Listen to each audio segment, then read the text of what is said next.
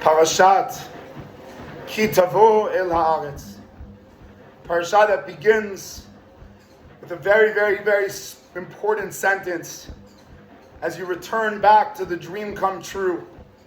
For so many prakim we've been contemplating getting Ki Tavo El Haaretz. And now we're actually celebrating the dream come true. And as we celebrate the dream come true, we want to remember that this year is number one, Le'ilui Nishmat Dotan Shimon. Dotan is a madrich from Achuzat Sarah, the children home in Bnei Brak that I was zocheh to work with and see what it means not just to give, but to give with joy. Mamash a character. And we lost this great leader, another one of our great leaders. And how much we have on our shoulders today. For the Ilui Neshama of Dotan Shimon. For the refuah of Tanya Bat Hoda Margalit, Yosef Yair ben Avivachava, Harav Sivan ben Sima, B'tocho Shar Cholei Yisrael, ולרפואת בנימין באר בן חנה, ולרפואת כל החולים בגוף ובנפש. So we walk into Ki Tavo with a simple question. What did the land do to Judaism? If you would ask a person, summarize the Torah in one concept, some would say a relationship with Hashem. Some would say a historical journey of the Jewish people. Some would say building character. It's all branches stemming from one thing. The real root of all of Torah is Eretz Yisrael. Already from creation of the world, the question that is asked is, why do we need to hear about the creation if it's not about us? And the answer is, for when we come to Eretz Yisrael, we can say the world belongs to God. So even that story that might have seemed to be not about the land is about the land. The Mabul, the only place that the Mabul did not touch was the land of Israel. Gan Eden is an equivalent story of the land of Israel. Avram Avinu journeys to Israel. Yitzchak stays in Israel. Yaakov yearns to come back to Israel. We fall into building the nation in exile in Mitzrayim and prepare ourselves for 3 Sfarim to return back to Eretz Yisrael, Ki Tavo El Haaretz. So all of these prakim, all of these Sfarim, are all connected to one thing, the land of Eretz Yisrael. I have the zchut and the bracha, this Shabbat, to work under and together with Bnei Akiva, who have an incredible big Shabbaton for over 250 of their Machach campers, together with many leaders from different universities, joining in under the umbrella of Rav Shaul and Rav Dan to look at each other and ask this question. What is it that we're fighting so deeply about the land? We know the story. Uganda was offered, and many leaders thought it was a good idea. On a practical, rational level, we would not have to be dealing with Hezbollah and with Hamas, with Iran and with Yemen, with Syria and with Egypt. It would be an isolated area to celebrate our relationship with God. But anyone that read our Torah knows that the land is not a protection zone, as Rav Kook would say, and it's not a means to an end to protect the Jewish nation.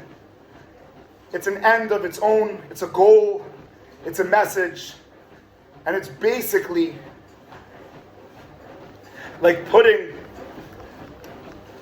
the lemon into the lemonade, that it colors the whole water differently, and it changes the mindset of religion.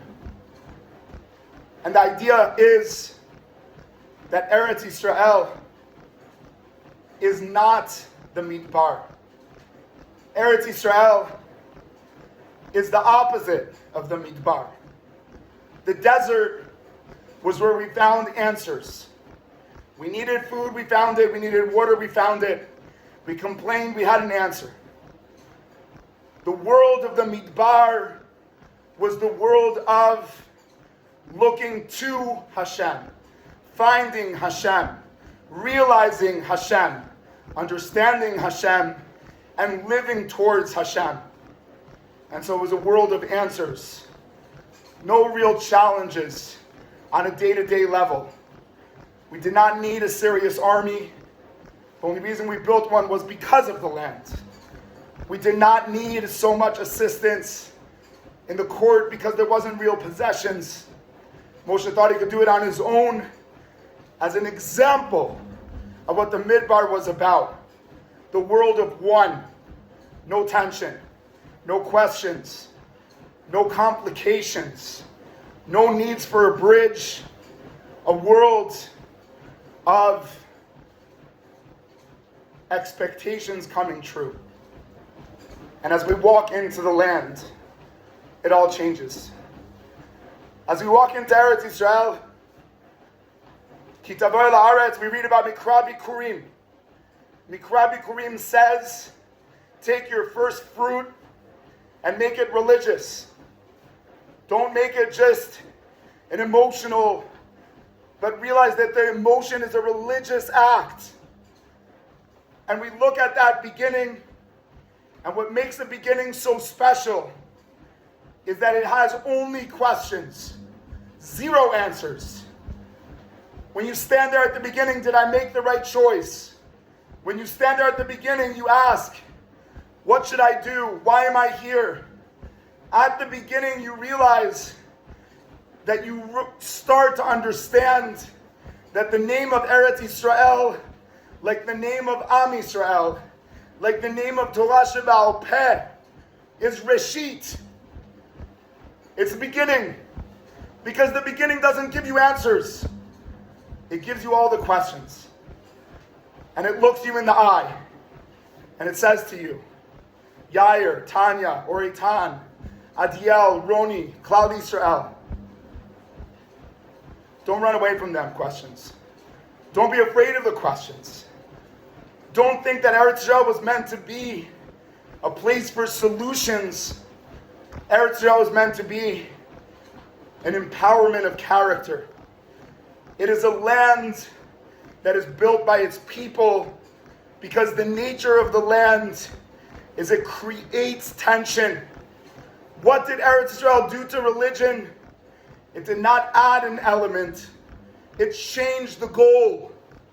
The goal of religion is not how high you can go, but how far you can go into the challenges, the questions, the difficulties, the tears, the simcha, the building, the train system of Tel Aviv. How much are you aware of the fact that the idea of Yerushalayim is uvneh? As my father-in-law celebrates every time there's traffic because of building, says it's the completion of our tefillah. That Yerushalayim is not a place that ever stops. It's always starting to build because it's the essence and the core and the capital of Eretz Yisrael, teaching us that building is not adding a level, but it's changing what religion is about. Religion needs protection, but that is not the goal. The goal is to build, to create. We need defense in order to play offense. We look at the Chevra coming into Eretz Yisrael, and they play defense with Judaism. They say everything they can't do. They stand away from the books. They feel like they have self-hatred, the deepest hatred when they walk into tefillah. They have so much of looking at the books as something we need to defend ourselves from. And it's not true. We need to extend ourselves from it. The book is waiting for us to play offense. It's asking us to write, to ask, to cry, to think. It's demanding of us to realize that Torah She'Ba'al Peh is equal to Torah She'Bichtav. Torah She'Bichtav is learning about God. Torah She'Ba'al Peh is realizing that we are a part of God and that we need to continue what it means to believe in God. And to finish off, Ki Tavoy La'aretz, as we come and we keep coming and we keep realizing that the journey is only Atchalta.